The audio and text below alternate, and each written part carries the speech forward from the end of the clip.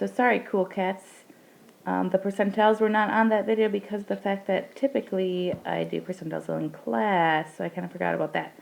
So, percentiles, what is a percentile? So this is a lot shown in like standardized testing or ACT. It says you were in, let's say, the 63rd percentile. Let's just go off of this. What that means is there's 63% of the people who took the test who scored the same as you. So if you were in the 63 percentile, that means 63% of the people who took the test were below your score. So when we're dealing with percentiles, first thing you want to do is make sure to actually order your numbers. They should be in numerical order when you're doing this, or else you will get it incorrect.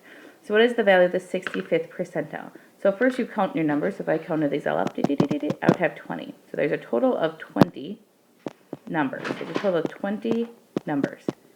So if I have 20 and I want to find the 65th percentile, I would multiply it by 0.65. So that's the 13th.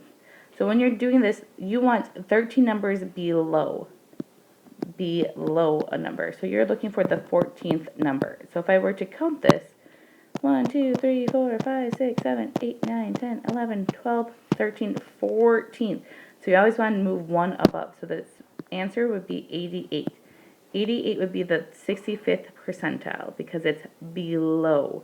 There's 63 or 65% below that. So if I were to do 55%, again, there's a total of 20 times by 0.55, and you get 11. So you want to count, and you're looking for the 12th number.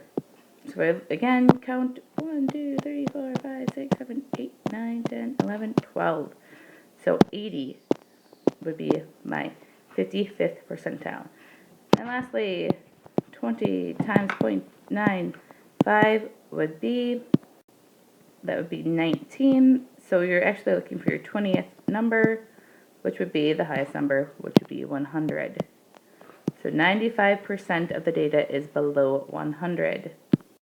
And there you have it on percentiles. You have a good one.